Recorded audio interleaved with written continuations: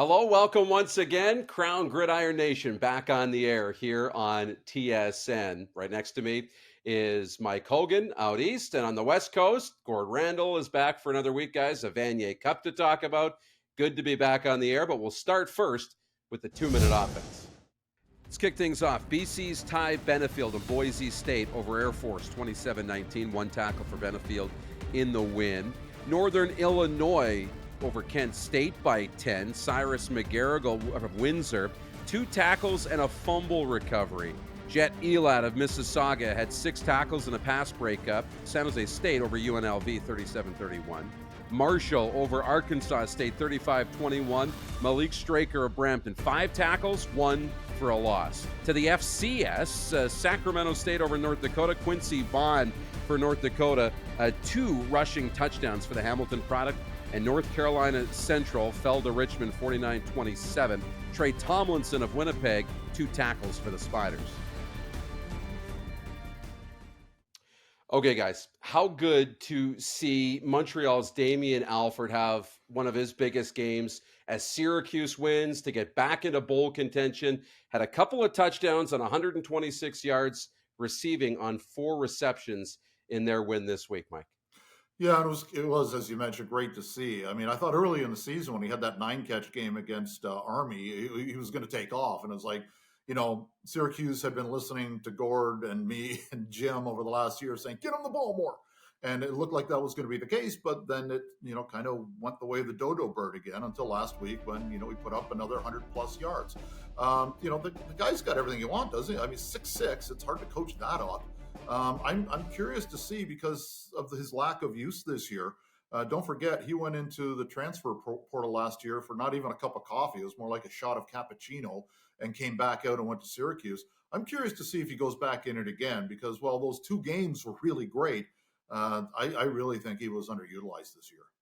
Yeah, I agree. And it's worth noting, too, that the coaching staff at Syracuse has been fired. So there's going to be a lot of turnover at Syracuse. And I think at this point, I would actually be more surprised to see him not enter the transfer portal than I would be the other way around.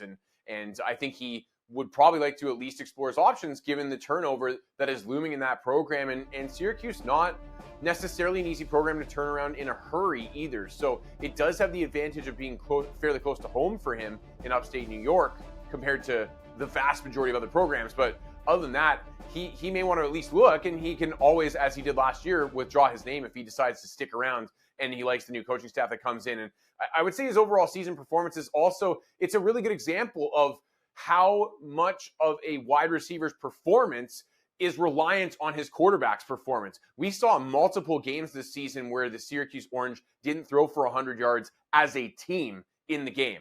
And even in this game at 126 or 129 yards, that was more than half the passing output for the Syracuse Orange and the entire team in this game, right? So Alford has been capable of taking on the lion's share of that yardage, but in the weeks where he gets shut out, like I look at his results and I'm disappointed, and then I look at the overall results and I'm like, well, I can see why I didn't have a lot of yards since Garrett Schrader threw for 37 yards the entire game. So you can see that he's very unfortunately reliant on the talent around him, and I think that's probably another reason why he probably puts his name in the transfer portal to take a look around.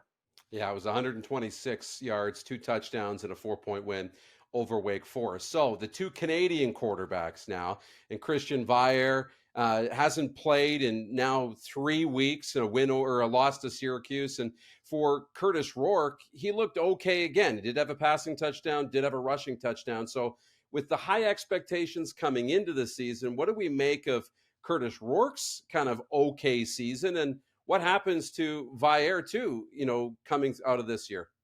Yeah, I mean, I don't think it's been a banner season for either of the two. I think both of them would probably be the first ones to tell you that. And with Veilleux, it's particularly disappointing because when he went into the transfer portal, chose to go to Pitt, one would assume that he made that decision in large part believing he had a pretty good chance at getting the job for Pitt. If not this season, then as the guy of the future starting next season. Bill Yurkovec, who came in and was the starter for the first half of the year, he was a transfer in from Boston College as well with starting experience. So maybe not right away, but in the future. And I think what unfortunately is most disappointing is that he actually did have that chance eventually, and he wasn't able to run with it. So the future is a little bit murky for Veilleux. Does he come back next year and try to compete for that spot and win that job back? Does he put his name into the transfer portal for a second time? I would suggest at this point he's probably looking at going down to some sort of group of 5 program instead of going to a Power 5 program again. Or, and this is one that I find interesting as a possibility as well, does an intrepid OUA program maybe try to repat him at this point in time? And that would be a really interesting get a la, say, Jonathan Senecal, the reigning Heck Crichton winner. So there are options out there for Veilleux, but it is very kind of destabilized right now. And unfortunately, I wonder if he's blown his one shot at Pitt. Well, it didn't help at all. I mean, he gets in there, and his first start is against Louisville, top 15 team. Then he plays Notre Dame, top 15 team. Then he plays Florida State, top 15 team. He had a real murderer's row there for a while, and I thought he was okay against Louisville. Threw a couple of touchdown passes, some really nice dimes downfield too, and then came the Notre Dame thing, which was, I don't know if he could get much worse. And then he was better than that against Florida State, but it still wasn't a great game, especially in terms of high percentage completion rate. So he had a rough time. There's still something there, but where is he going to be? That's the question. And with Rourke, I mean, I think the biggest problem he had this year is comparing himself to himself. He had a really good year in 22. He had the 25 touchdown passes again, or 22 or whatever it was, against just 4 interceptions. Just 11 touchdown passes this year. More interceptions this year, 1 more interception than all of last year. Those are tough numbers. But at the same time, aside from the first game where he got injured, it's very hard to complain about 8-2. I mean, they were getting it done just a different way than they were in 2022. So, unless we're going to sit down and break down every play that Rourke had this year, it's very difficult to compare him to him.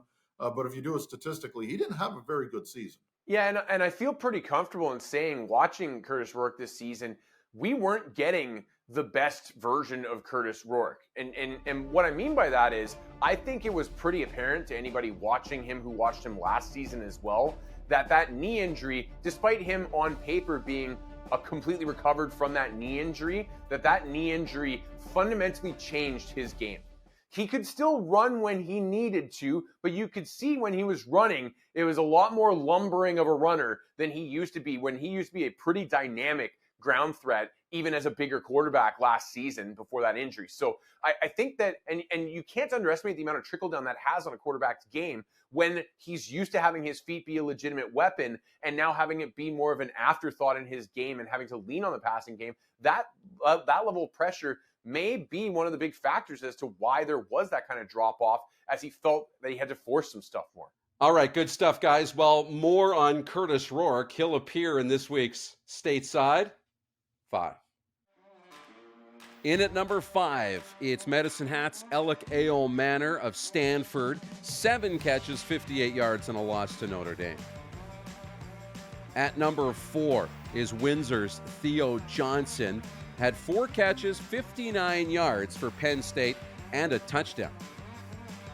Tanner McLaughlin of Lethbridge in at number 3 for Arizona as they got past Arizona State. 7 catches, 60 yards, 2 touchdowns in an impressive afternoon. Kurtis Rourke comes in at number 2. 19 of 30 for 208 yards and a touchdown, added another touchdown on the ground. And in at number 1 is Montreal's Damien Alford for Syracuse. 2 touchdowns on 4 receptions, 126 yards in a 4-point win over Wake Forest. And how about this wildness from late Saturday night in Hawaii? Edmonton's Newer Gatkuth and Colorado State needing a win to become bowl eligible. They tie the game late in the final minute before this craziness in the final second. Oh, the clock is running. They have to clock the ball or snap it. Matt Shipley. The kick is up. And it is good.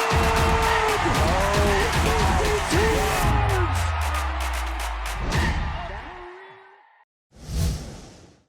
Welcome back to KGN here on TSN. Darren DuPont, Mike Hogan, Gord Randall with you here. And time to get to one of our favorite weekends of the year, Vanier Cup weekend.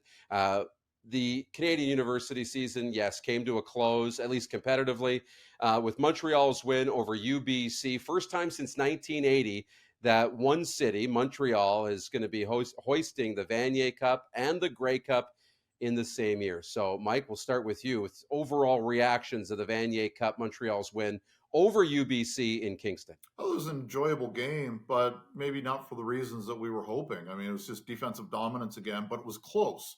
And I knew we were expecting a low-scoring game, but I don't think either of us saw both teams being under 20. That was a little bit surprising.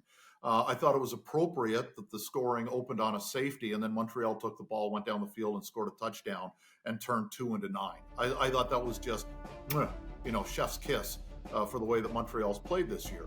And UBC had to play chase for the rest of the game, and I don't know if there's a better team equipped to play from that position than UBC in the country, because we know they have the offensive weapons, but they just couldn't get rolling. And I also thought it was, from my eye, a little bit conservative. But then you look up after the game, and both teams are in the 300-plus yard, figure in terms of total offense. Yet the scoring wasn't there. So it was a really interesting game for a lot of different reasons. And let's face it, we were probably, I think, easily the first team to put Montreal atop the ratings in the country this year, and they made us look good, boys. As long as you ignore the fact that I picked UBC to win that game last weekend, but I'm going to disagree with you a little bit. I actually thought the entertainment value was pretty limited in this game, and maybe that's my bias talking. I don't think that it is, and I'll give you reasons why. It was very low event football, right? Usually when you see a game that is that low scoring, you're seeing a number of different, safety events or singles, or turnovers is a common one. Well, there was only one turnover for either side in this game and 24 total points between the two teams. And so what you got a lot of was ping-ponging back and forth between the 40s. And it just didn't make for great entertainment value. And if you were cheering for UBC, you probably spent most of that game going, come on, like we're one play away, just break through, get that one score, and we think we got this. And they just never could quite do that. And guys, that's kind of been the story with the Montreal defense this season. It is bend, don't break at its absolute finest. And on the flip side, UBC wanted to try and break that defense repeatedly, but what you ended up seeing was they're so good at keeping the cap on that you saw Garrett Rooker, I felt, force a lot of stuff downfield that he didn't have to force. He got impatient at times, and you don't really have plays to waste when you are playing a team like Montreal in the 3-down game. And unfortunately, it felt, from my eyes, that UBC did that a little bit too much on offense to be effective. And of course, the margin for error is very limited. We talked about turnovers in last week's preview. UBC has a crucial fumble on the Montreal side of midfield in the first half when it felt like they were finally starting to get their offense rolling, and Montreal shuts the door on that with a turnover. So I did not feel like the entertainment value was particularly high. I thought it was well played for the most part, and the weather was great. But in terms of it being a memorable football game, I don't think it's a particularly memorable football game. But at the same time, as a fan, just sitting back, I don't mind 41-40 games, right? I also don't mind 6-3 games, maybe more so south of the border. As long as the game is close, I'm going to find an entertainment value. And each game writes its own script. And I thought the script maybe was a little different than what we had expected going in.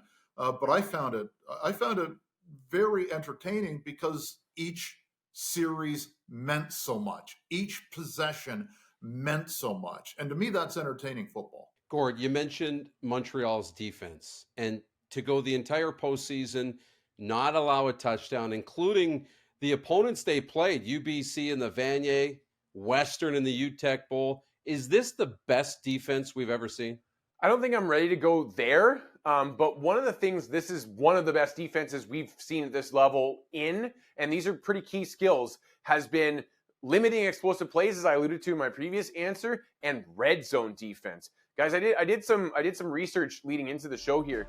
In 10 trips into the red zone between the Dunsmore Cup against Laval, between the UTEC Bowl against Western, and between the Vanier Cup against UBC, 10 opposition trips to the red zone, Montreal allowed 0 touchdowns, They forced 4 turnovers, 2 turnovers on downs, a fumble and an interception, and they allowed 6 field goals on those 10 trips. So a grand total of 18 points allowed on 10 red zone trips.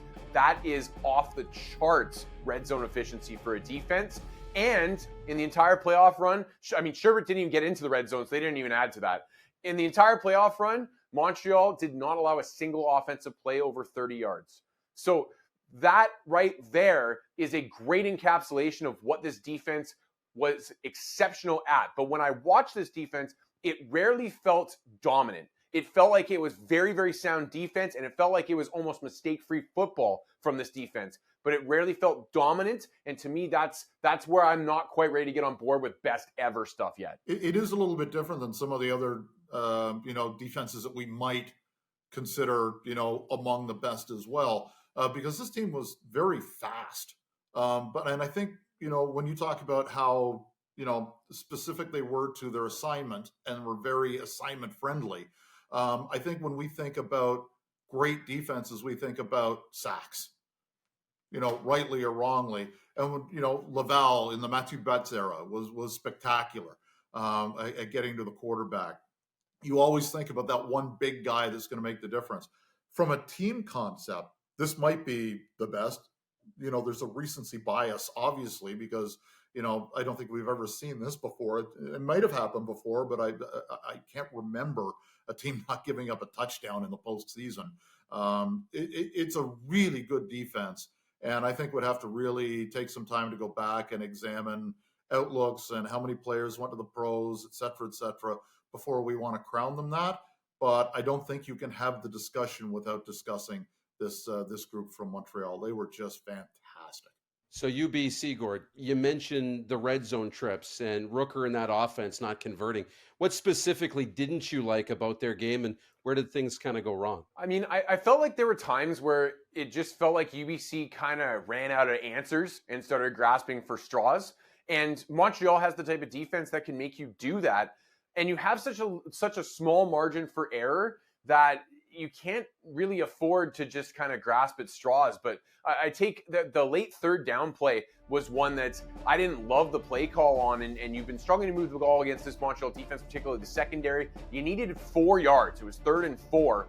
And UBC calls a sprint out concept, which is the quarterback running to his right in this case, cuts the field in half, simplifies coverage reads for the quarterback, but it also simplifies the coverage shell for the defense. And if you're going to run something like that, you better be ready for it to be a quick hitter that beats the coverage before they can adjust, or you better have a wrinkle. And what UBC ran had one route right around the sticks, a couple other deep routes on that side, and it was so indicative of, I thought, what the issues, the shortcoming was, I should say, not issue, but shortcoming was for UBC, in that it was too simplistic in a big spot, and it didn't give Rooker the answer he needed to solve an exceptional defensive coverage scheme on the other side. So Rooker had to force a throw into coverage. It was easily broken up. Balls turned over, and the game was pretty much curtains at that point in time. And that, I thought, was a perfect encapsulation of what I was just left a little bit wanting in watching the UBC offensive effort. One thing I will say about UBC, Pat Tracy's defense did keep them in the game and gave them opportunities, at least to stay in this thing down the stretch. But for now, we go back out to Kingston and Queens and sights and sounds from the Vanier Cup win of the Montreal Caravan.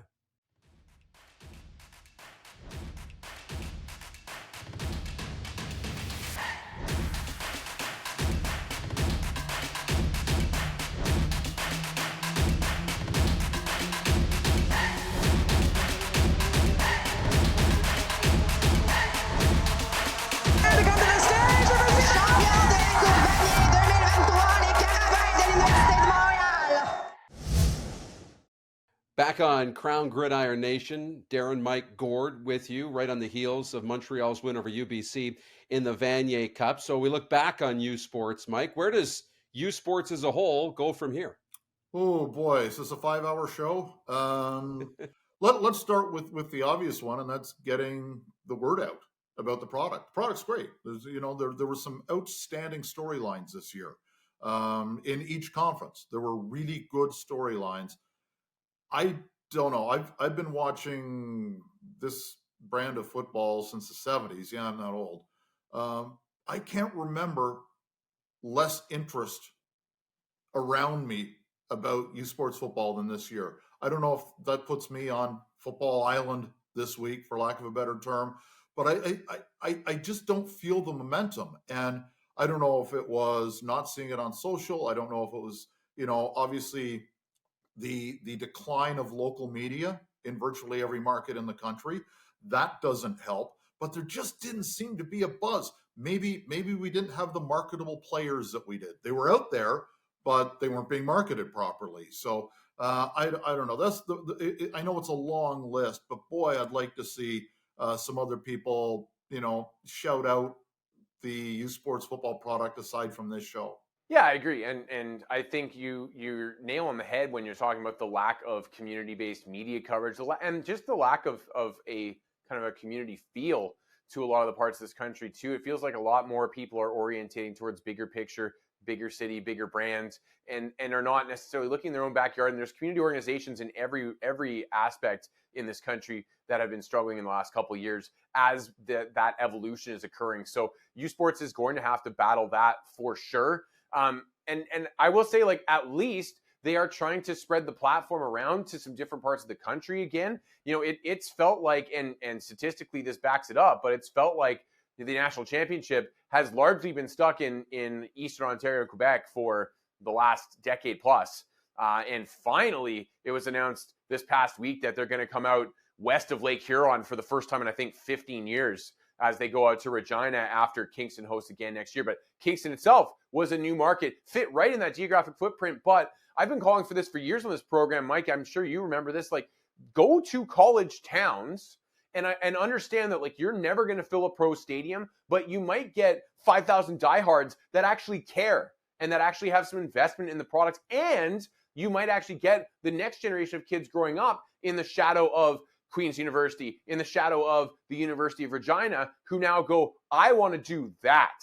And so this is part of why, if you're going to call it a national championship, you have to make it a national show. I'm really glad to see that they're going out to a market they haven't been to in a long time in Regina in the next couple of years. And the other great thing, I mean, in this instance, was for Steve Snyder and the Gales, they were able to show off what a spectacular facility they have. And I know that when the Ticats played at Guelph, when Tim Hortons Field was being built, Stu Lang once told me, he said, the great thing now is if we have to go and recruit in BC, people have now heard of Guelph because they've seen the logo during a CFL game. So every little bit like that helps specific programs. And I think going out west will have a very good springboard in an area where football's already huge. After being at UBC for a Hardy Cup for the first time since the 90s, that would be a beautiful setting for a Vanier Cup. It will be great if they can spread it around. And Regina, hopefully a big part of getting that ball moving forward. So to the athletes themselves, we're seeing fewer athletes find their way to the pros through U Sports versus the NCAA, just to highlight looking at all the Canadians south of the border on this show. Is that just a cycle, or is this a problem that we need to be worried about?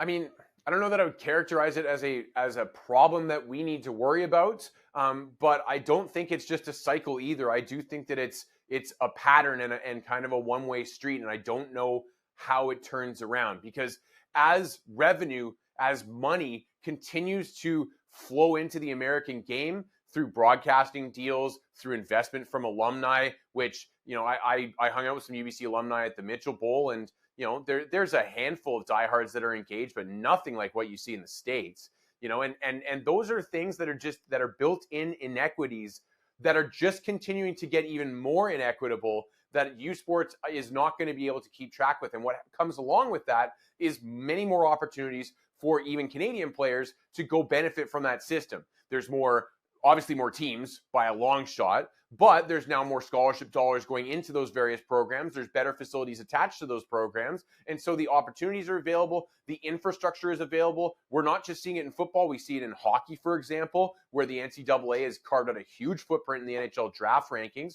And so this is kind of the trend. So I don't know that U Sports, can or should even bother trying to fight it, because I don't think that it's a battle they can win, but I don't know how they work around it either. Well, it's also difficult when the emphasis in Canada is on the student athlete and the emphasis in the state is on the athlete student. And now that there's an opportunity, for schools to make it rain, there's going to be a lot of athletes walking around with an upside down umbrella catching the dough, and I don't blame them.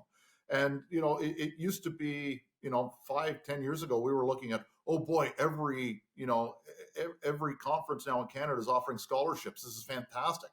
$1,000, $1,500, whatever, and you just can't compete with that in the States now. There's also the prestige of going to a Power 5 if you're that good, as opposed to staying home in Canada. So it's something that they're going to have to chase from a U Sports perspective. You've just got to make sure that you can keep the marginal players who could play and start up here from going and being just a practice squad player down in the States. Those are the guys that you have to make sure stay in this country. So step one to getting to that level is re-engaging the public and getting the interest up across the country. So what's step one to getting that started? Well, let me see. I work for the Toronto Argonaut, so let's talk about attendance first, shall we? I can relate because it's hard work, first and foremost. The one thing that really depresses me when I see highlights or go to a game, empty stands. And, now you've got schools that are going to try and invigorate their program that don't have the resources that we do with the Argos with MLSE as owners. Skeleton staffs, minuscule budgets, if anything at all. So I think the one thing that maybe schools can do to try and help energize their program is you can separate town from gown and go heavy on the gown and try to get students involved again. I don't know how you do that. Have some sort of contest where a kid wins a semester of tuition every home game. It's 4 home games a year plus playoffs. You should be able to, in a year, invigorate the alumni, invigorate the student body, make it cool to go to a game again. I don't have a marketing degree. I don't know how to do that at that level, but there's the challenge. Try to get the kids who are on campus to have fun at football games again. Seeing growing up in Kingston and seeing the old Richardson Stadium, or I guess the middle Richardson Stadium, packed for a Queens game is what helped turn me on to this level of football. And I've had that love since I was a little kid. You've got to be able to do that in this era with a whole lot more competition. And that's a challenge that schools have. Well, Mike, you alluded to the budget constraints, and those are real and something I sympathize with. But one of the things that I think really frustrates me with this organization right now is the lack of any attempt, it seems, to engage with the media platforms that do exist that promote your product. Okay, and I'll start by saying, just this is a bit tangential, but I'll start by saying, also, it's 2023. Like, you have to have a functioning digital footprint. It is way too difficult to find not just highlights, but accurate scores, stats, pictures even of U Sports football going on. Way too difficult. So that is step number one. But something else that is absolutely free that I find really frustrating. When was the last time that U Sports as the organization or individual U Sports institutions interacted with this show? We put U Sports brands, football, people on the largest sports network in this country on a weekly basis in football season. And I have yet to see this season the organization even acknowledge that we exist. That to me is completely unacceptable if you are a stakeholder in this product and that opportunity exists out there and you put your head in the sand and refuse to believe that it exists. Completely unacceptable. And we post every episode on YouTube as well, which it just so happens is how people who are the age that are at these universities consume their content. And there is no push for it from the U Sports level. And that, my friends, is free and it is cheap in terms of time as well. And so if we want to go real talk here in terms of an easy way for U Sports to market itself more effectively, that would be first and foremost. And maybe it's self-serving for me to say so, but I think on an objective scale, that is something that should not be acceptable for this organization. I think we should now just put like a graphic under Gord, fiery redhead. That was good. No, he's bang on, but he's bang on. I mean, I don't know if it's because there's no partnership right now between, TSN and U Sports. Maybe that's what has to happen. If that's holding it back, considering there's no partnership anywhere, it's not a good look.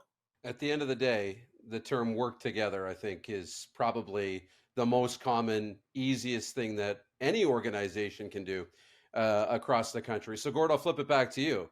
When we look at the future of Canadian university football, what to you is the biggest opportunity or threat facing this game?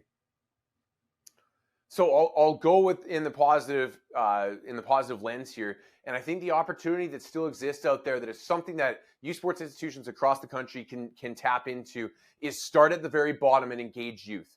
And one example, I would love to see the UBC Thunderbirds out this way, for example, take a page out of the BC Lions book and start helping sponsor some buses to bring in local amateur programs to go watch their games. You know, BC, the Lions do a salute to amateur football night every year. They have done so for decades now, but they have stepped up their game this year and started running fan buses in, so the people from the outlying areas, the burbs, in notoriously traffic brutal Vancouver, have some help to go get to the games. And you grease the wheels to get people in the building and go enjoying your product. If the alternative for UBC, for example, is having empty benches in the stands, then why not dump a couple $100 in, contact one of the local community programs, high school programs, whatever, and say, hey, we will spring for the school bus to take you to and from this game, but we want you to fill it with kids and volunteers. And what that does is the kids now see the product. They now know what it's all about. They now know who the UBC players are and what they look like, and they now want to be a part of that when they get to that age bracket. Another example of tie-ins I think would be effective too. I would love to see, again, just using the local example, UBC tie-in host a high school showcase game every year. It used to be that UBC would host one of the early rounds of the high school football playoffs. They don't do that anymore, but that would be great. Have the Thunderbird Showcase every fall and pick a couple of the top high school teams in exhibition action and have UBC be integrated around it. Maybe even do it as a double dip with a UBC football game.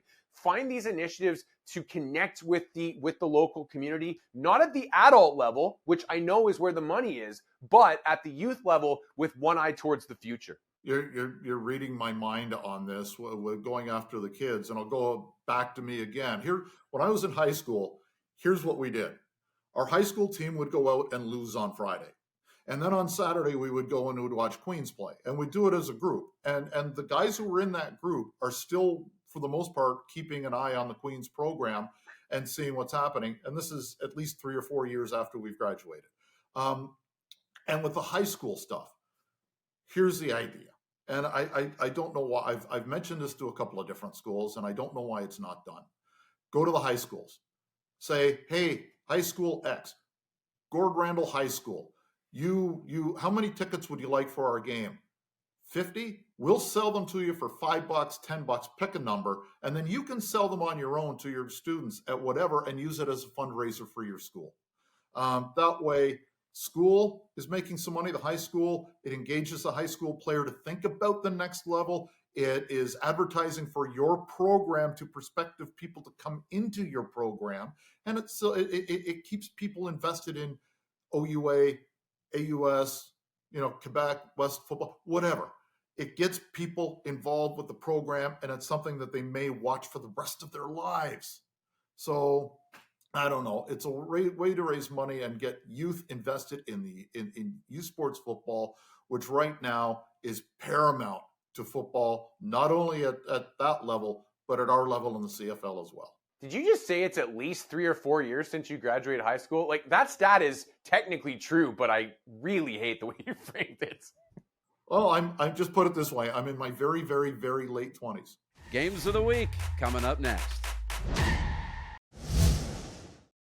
It's championship weekend in the NCAA. So, games of the week, and we'll start with you, Gord. Well, a bit misleading after the read in there. I maybe set you up wrong there, but I'm going to go FCS playoffs, actually. And for those of you that don't know, FCS is the football championship subdivision. You've seen us cover a number of their teams and players on this show, Eastern Washington and Nolan Alm. And one of the other prominent ones has been Keelan White, the North Vancouver native, and the Montana Grizzlies. And Montana is having an exceptional season ranked number 2 going into the playoff tournament in the FCS, which meant they had a bye last weekend, and they are looking to put together a championship run. White, second on the team this year with over 500 yards receiving. He's hoping to be a big part of it, and they will take on the Delaware Blue Hens, featuring Calgary's Cole Snyder on the roster, defensive lineman.